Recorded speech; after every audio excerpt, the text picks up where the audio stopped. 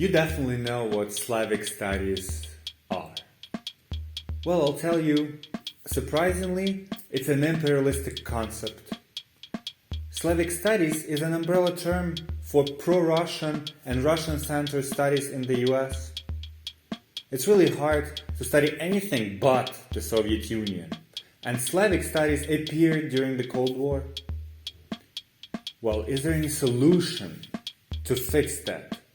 Can we rename it somehow that finally we can study something besides Russia and its legacy in the world? Well, should we study anything but Russia if we talk about Slavic cultures? Well, let me introduce to several solutions to this problem.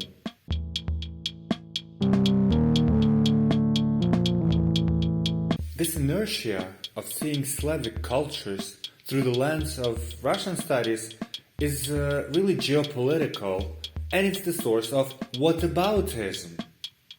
Whenever we talk about Russia, it's all about America. Well, how does it work? Well, it's a really tricky question. Pro-Kremlin propaganda appropriated the language of difference that the Americans created themselves. They want you to speak this difference between America and Slavic Russia.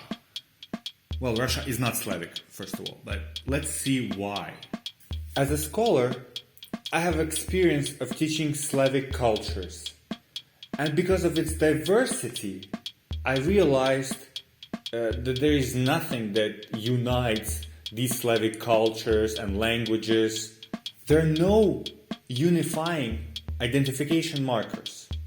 To teach a Slavic culture, I need so many references to Muslim, Protestant, any kind of atheistic cultures that when I start bringing it up, everyone is lost in details. It's almost like teaching world culture. It's a comparative study, but there is a lot to compare. As a result, there is a misconception of what Slavic means. What direction can we take it? What can we explain as Slavic? Okay, there are some possible solutions, some potential answers to what Slavic is, and let's just see what it can be. Let's start with something that supports the idea that Slavic cultures exist.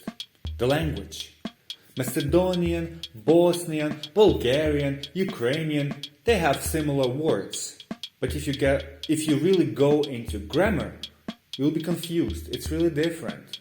Okay, let's say that words, liksams, these parts that mean something, show that they're connected. And, this is a really philology-centered approach to cultures.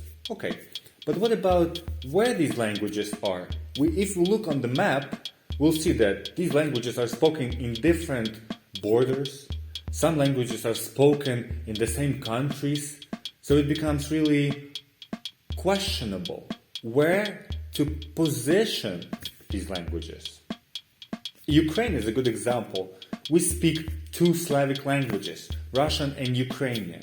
But there is also like a mix in between, and there are also differences in regions. Some people speak Lemkian, Russian.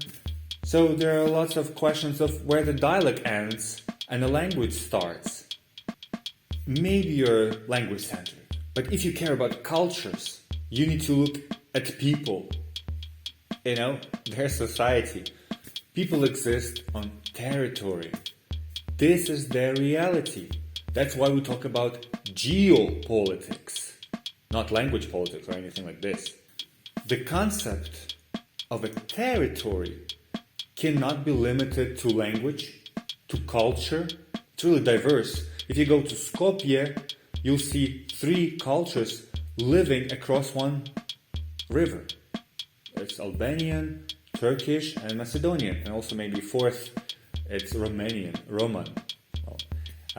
You got it. There are no monocultural groups, no places where one culture exists.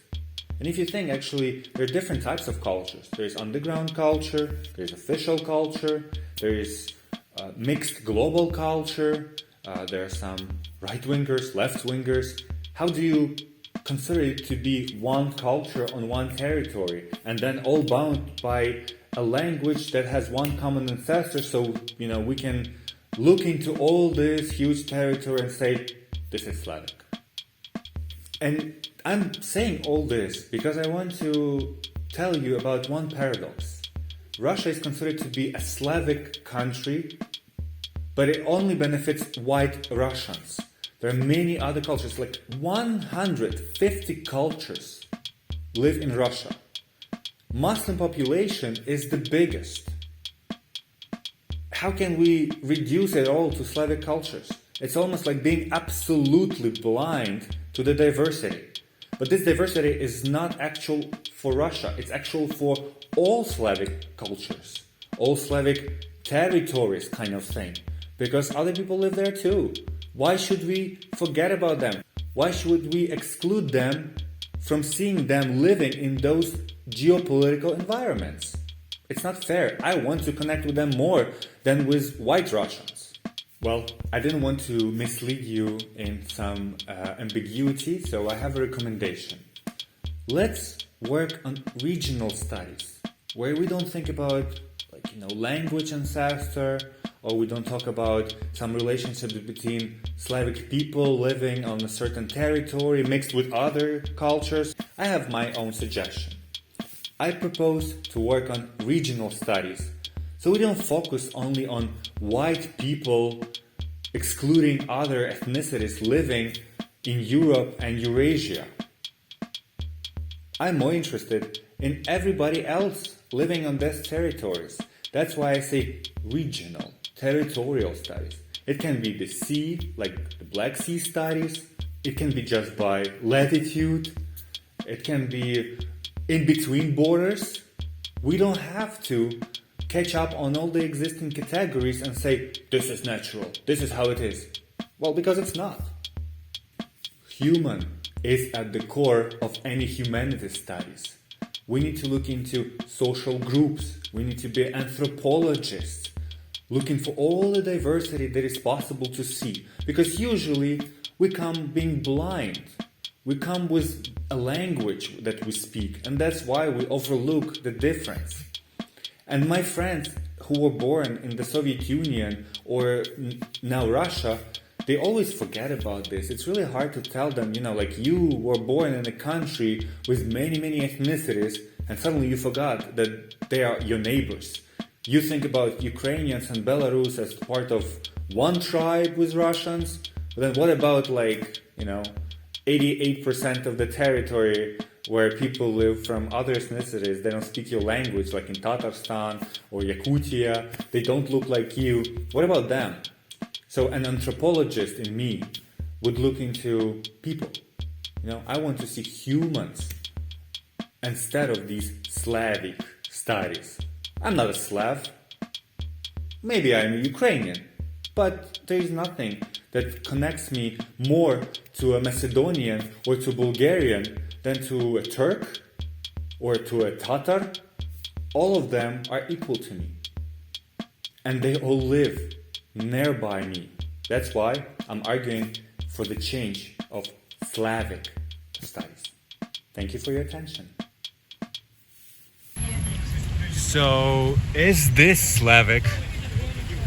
Post in comments and don't forget to subscribe and like the video.